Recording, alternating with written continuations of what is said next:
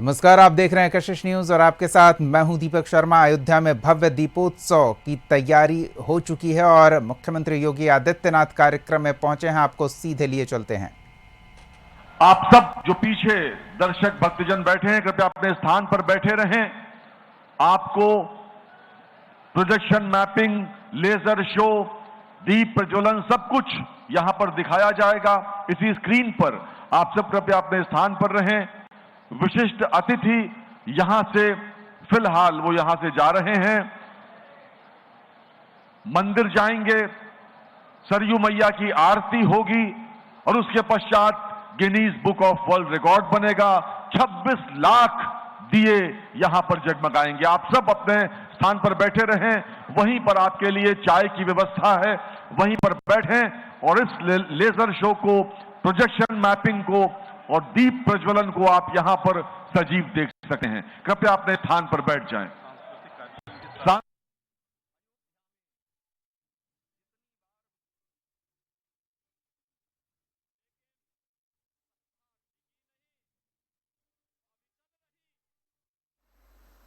1947 में जब देश आजाद हुआ,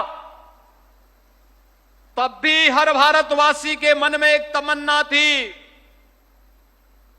कि भारत को आजादी का मतलब गुलामी के इन सभी चिन्हों को समाप्त करके हमें राजनीतिक आजादी के साथ साथ सांस्कृतिक आजादी भी प्राप्त होगी। हमारे मान बिंदुओं की भी पुनर्स्थापना का कार्य होगा। लेकिन अयोध्या को तब भी उपेक्षित कर दिया गया। 1949 में जब राम भक्तों ने एक प्रयास किया कि रामलला भी आजादी के साथ विराजमान हो,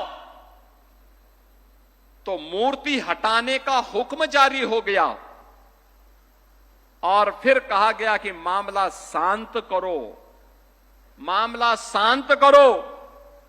लेकिन भक्तों ने कहा कि कोई मूर्ति को अयोध्या में राम जन्मभूमि से हटा नहीं सकता। एक ही संकल्प था तब भी, रामलला हम आएंगे, मंदिर वहीं बनाएंगे। 1950 से लेके 1980 तक मंदिर को ताले में बंद किया गया। 86 तक ये स्थिति बनी रही। रामलला की जन्मभूमि में ही भगवान रामलला को कैद करके रखने का कुत्सित प्रयास हुआ। कौन वे लोग थे जो आस्था को इस कदर कैद करने का काम कर रहे थे? परंतु हम सब इस बारे में जानते हैं, आस्था तब भी झुकी नहीं, न थकी और न रुकी। भारत की आस्था, सनातन आस्था बिना रुके, बिना झुके, बिना डिगे निरंतर अपने संघर्ष के पथ पर आगे बढ़ती गई। और सत्य ने लिखा, न्याय ने हमें धर्म स्थापना के लिए मार्ग प्रशस्त किया। और बहनों और भाइयों, आज जब रामलला अपने स्वयं के भव्य मंदिर में विराजमान होते हैं, कोई भी ऐसा देश और दुनिया का सनातन धर्मावलंबी नहीं होगा जिसका मन गौरव के साथ आनंदित न होता हो। हर सनातन धर्मावलंबी गौरव से आनंदित होता है कि हमारे पूर्वजों का संकल्प पूरा हुआ। याद करिए, जब प्रधानमंत्री मोदी जी के नेतृत्व में अयोध्या में श्री राम जन्मभूमि में राम जन्मभूमि मंदिर निर्माण की आधारशिला रखी। मोदी जी पहले प्रधानमंत्री थे जो अयोध्या में आए, राम जन्मभूमि का दर्शन किए और दर्शन करने के साथ ही उन्होंने राम मंदिर की आधारशिला रखी। और मोदी जी पहले प्रधानमंत्री हैं जिन्होंने अयोध्या में रामलला को 500 वर्षों के बाद विराजमान करने के बाद देश के अंदर इससे पूर्व सभी भगवान राम से जुड़े हुए आराध्य स्थलों का दर्शन किया और फिर आकर के 22 जनवरी 2024 को से राम जन्मभूमि पर भगवान राम को विराजमान करके सनातन आस्था को सम्मान देने का काम किया। भारत की सनातन आस्था को मिल रहा यह सम्मान इन्हीं संकल्पों के दृढ़ अभियान का हिस्सा है। आज बहनों और भाइयों, जब हम यहां लाखों दीपों से अयोध्या धाम को जगमगा रहे हैं, तब हमें यह विस्मृत नहीं करना चाहिए, इसी अयोध्या में राम जन्मभूमि आंदोलन के दौरान कांग्रेस ने माननीय न्यायालय में कहा था कि राम श्री राम तो एक मिथक है। उच्चतम न्यायालय में कांग्रेस ने शपथ पत्र दिया था कि श्री राम एक काल्पनिक हैं, और समाजवादी पार्टी ने राम भक्तों पर इसी अयोध्या में गोलियां चलाई थी, इसी अयोध्या में गोलियां चलाई थी। ये वही लोग हैं जो बाबर की कब्र में जाकर के तो सजदा करते हैं, लेकिन जब अयोध्या में राम मंदिर में रामलला विराजमान होने के कार्यक्रम में उन्हें निमंत्रण दिया जाता है, तो ये लोग राम मंदिर के निमंत्रण के कार्यक्रम को ठुकरा देते हैं। याद रखना, इनके दोहरे चरित्र को हमें स्मरण रखना होगा। कैसे भारत की सनातन आस्था का ये लोग अपमानित करते रहे हैं और किस किस प्रकार के शब्दों का इस्तेमाल ये लोग करते रहे हैं। कभी राम के अस्तित्व पर ही प्रश्न खड़ा करते थे, कभी एक आक्रांता की कब्र पे जाकर के सजदा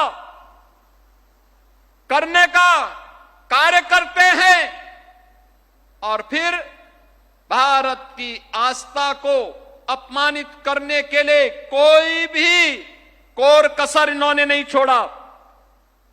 बहनों और भाइयों, ये वही लोग हैं जिन्होंने राम मंदिर आंदोलन के दौरान अयोध्या धाम में मंदिर का निर्माण न हो, इसके लिए अपने अधिवक्ता अलग से खड़े किए थे, विरोध में खड़े किए थे कि जिससे ये विरोध कर सकें, राम मंदिर के मार्ग में बाधा खड़ी कर सकें।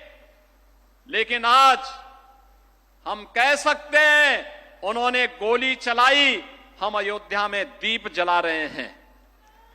उन्होंने ताले लगवाए और पूज्य संतों के आशीर्वाद से आज अयोध्या में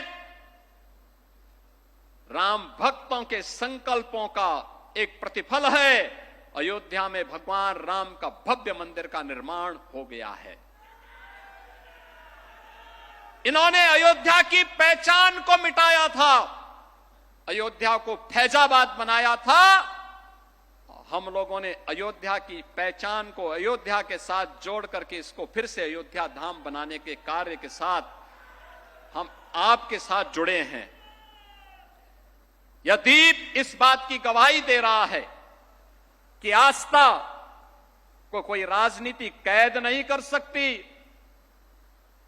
ये वही लोग हैं जो अंग्रेजों के फूट डालो राज करो की नीति पर को अपना करके आज भी जातीय विद्वेष पैदा करने का काम कर रहे हैं, जाति जाति के बीच में लड़ाने का काम कर रहे हैं। गुलामी के कालखंड में जिस प्रकार की स्थितियां पैदा की गई थी, ये लोग फिर से उस प्रकार की स्थिति को पैदा करने की कुत्सित चेष्टा कर रहे हैं। लेकिन आज का भारत पिछले 11 वर्षों में एक भारत श्रेष्ठ भारत के रूप में अपने आप को स्थापित किया है। आज भारत विकास भी कर रहा है और विरासत का संरक्षण भी कर रहा है। विरासत और विकास का यह अद्भुत संगम आज अयोध्या में हम सबको इस रूप में देखने को मिल रहा है। 17 से 25 के बीच की इस यात्रा को मात्र 9 वर्षों में आपने देखा होगा 25-50 हजार दीप जिस अयोध्या में नहीं मिलते थे, इस बार 26 लाख से अधिक दीप तो केवल अयोध्या धाम में प्रज्वलित हो रहे हैं। और अगर पूरे प्रदेश भर के अंदर मैं इसकी गणना करूं तो मैं कह सकता हूं कि कम से कम पूरे प्रदेश के अंदर ही 1,51,00,000 दीप अकेले दीपोत्सव के दिन पर जल रहे हैं। और ये जो दीप मैं आज कह रहा हूं 26 लाख तो केवल राम जी की पेड़ी से राम जन्मभूमि और राम घाट, नया घाट आदि में प्रज्वलित हो रहे हैं। जो आश्रम हैं, मंदिर हैं, मठ हैं, उनमें अलग से दीप प्रज्वलन होने का काम हो रहा है। वे अलग से आश्रम वासियों की ओर से, पूज्य संतों की ओर से भगवान राम के आगमन पर, अयोध्या आगमन पर आज जिस भव्य रूप में इस कार्यक्रम को आगे बढ़ाया जा रहा है, यह हम सबके उन संकल्पों को आगे बढ़ाने का कार्य है। बहनों और भाइयों, ये लोग भारत की आस्था का अपमान किस कदर करते थे। अयोध्या को पहचान के संकट से गुजरना पड़ा था, लेकिन आज अयोध्या को पहचान के संकट से नहीं गुजरना पड़ रहा है। आज तो अयोध्या आस्था के साथ साथ टूरिज्म डेस्टिनेशन का दुनिया का बेहतरीन केंद्र बना है। जिस अयोध्या में कुछ चंद हजार अगर श्रद्धालु आते थे, अव्यवस्था और गंदगी का एक अंबार दिखाई देता था। और अब हर वर्ष 6 करोड़ से लेकर के 10 करोड़ श्रद्धालु अकेले अयोध्या धाम में आ रहे हैं। 6 करोड़ से लेकर 10 करोड़। ये नई अयोध्या है। ये अयोध्या जिसको प्रधानमंत्री मोदी जी का संकल्प के अनुरूप हम लोगों ने तय किया है, ये अयोध्या अब दुनिया की वैश्विक आध्यात्मिक राजधानी के रूप में अपने आप को स्थापित करेगी। ये अयोध्या भारत की आस्था की राजधानी के रूप में अपने आप को स्थापित करेगा। अयोध्या में सब कुछ होगा जिसको हम लोगों ने अलग अलग थीम के साथ यहां विकसित करने का निर्णय लिया है। सुगम्य अयोध्या भी है तो सुरम्य अयोध्या भी, सक्षम अयोध्या भी तो स्वच्छ और आयुष